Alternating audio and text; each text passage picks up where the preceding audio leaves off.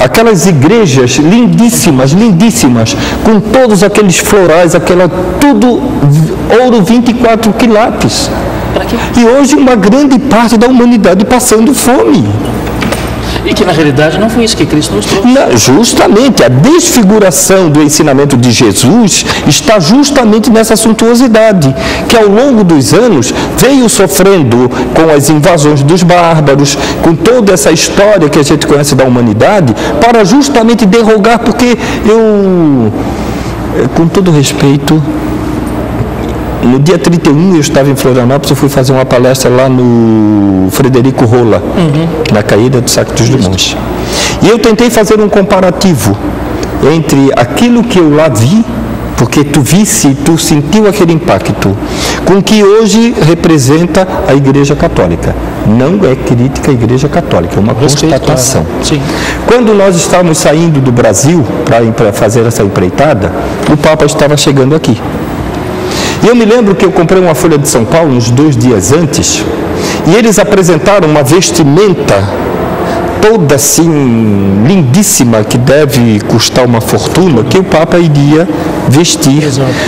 Jesus andava com um manto sobre seu corpo, simbolizando justamente a simplicidade, a humildade.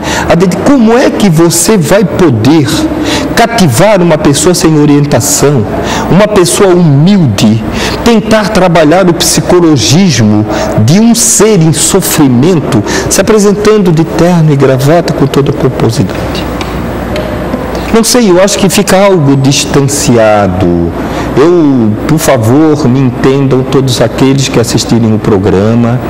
A doutrina espírita nos apresenta esta verdadeira realidade, ou este lado que foi esquecido do ensinamento de Jesus. Sem adicionarmos humildade em nossos corações e em nossas ações.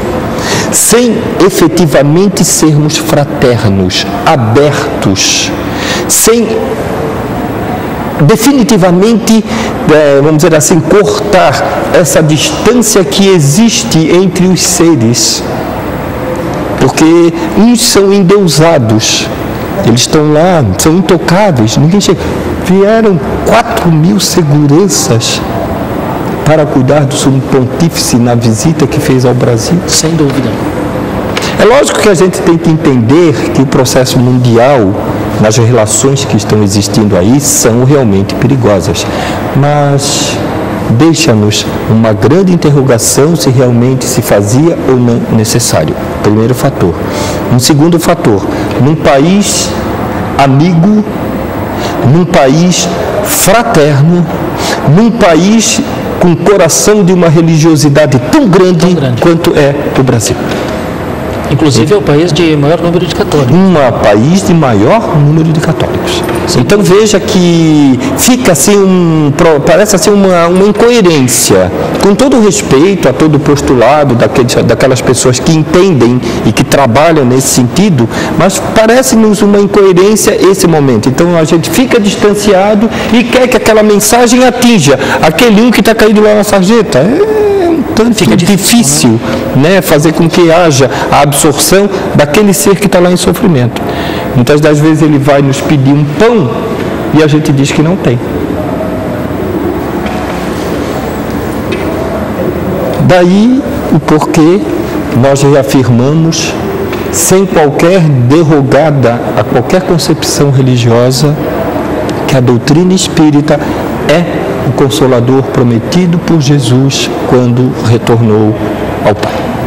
Sem dúvida. Aliás, até existe uma coisa muito interessante. Esses 40 dias que Cristo ficou na Terra, né, ele na realidade ficou pelo seu perispírito. Sim, sim. Isso justamente. É interessante, é importante que a gente esclareça isso, porque muitas pessoas acham de uma forma errônea que Cristo subiu ao céu em carne e osso. É uma coisa inconcebível se admitir isso, né? São focos que se coloca dentro daqueles tabus ainda que a igreja precisa para a sua sustentação. Né? Como tem determinadas outras religiões ou que tem determinadas colocações que eles ainda admitem como sendo necessário. Eu digo até muitas das vezes também em algumas outras conotações para tentar regenerar um pouco o ser, como é a concepção, por exemplo, da reencarnação do povo hindu. Como era a concepção da reencarnação lá em Sócrates e Platão, que admitia bem ter psicose. Se tu for bruto, se tu for grosseiro, se tu for malvado, numa próxima reencarnação tu vem num animal. Um urso, um leão. Justamente. Então, justamente para frear, né? Aquilo atingia um pouco o psicologismo das pessoas, aqueles que entendiam, que cultuavam um pouco aqueles ensinamentos.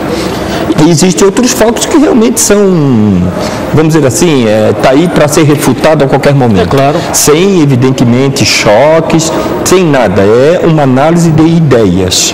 Ideias para que a gente possa dar o progresso necessário ao conhecimento que o cristianismo está precisando ser resgatado e nós ainda não estamos tendo a competência necessária para fazer.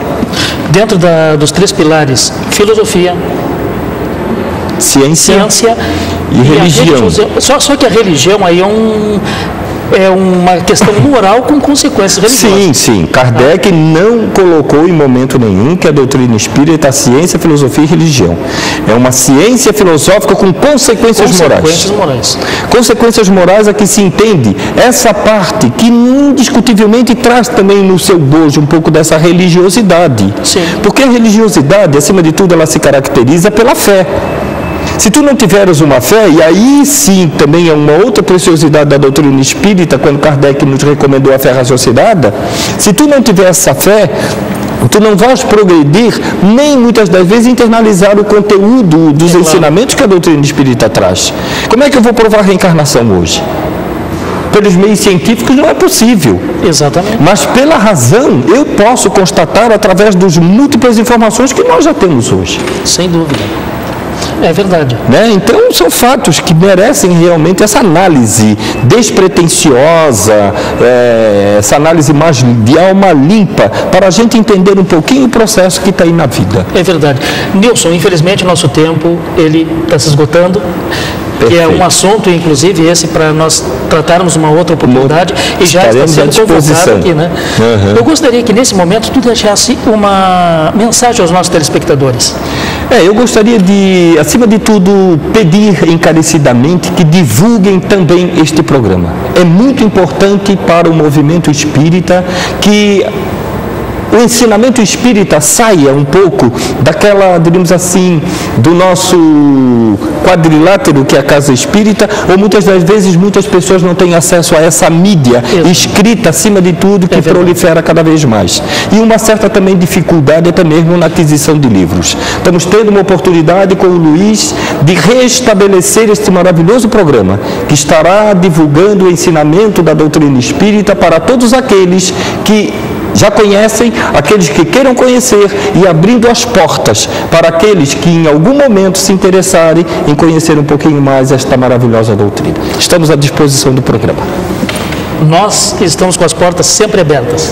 Quero agradecer a tua participação no programa, agradecer a audiência de todos os nossos irmãos, que não só pela TV São José, via Max, canal 28, mas também através da internet, pelo site www.tvsaojosé.com.br, pode acessar e assistir o programa online. Isso é uma grande oportunidade para todos, um avanço. Agradeço a todos e tenham um final de semana excelente e fiquem todos com Deus.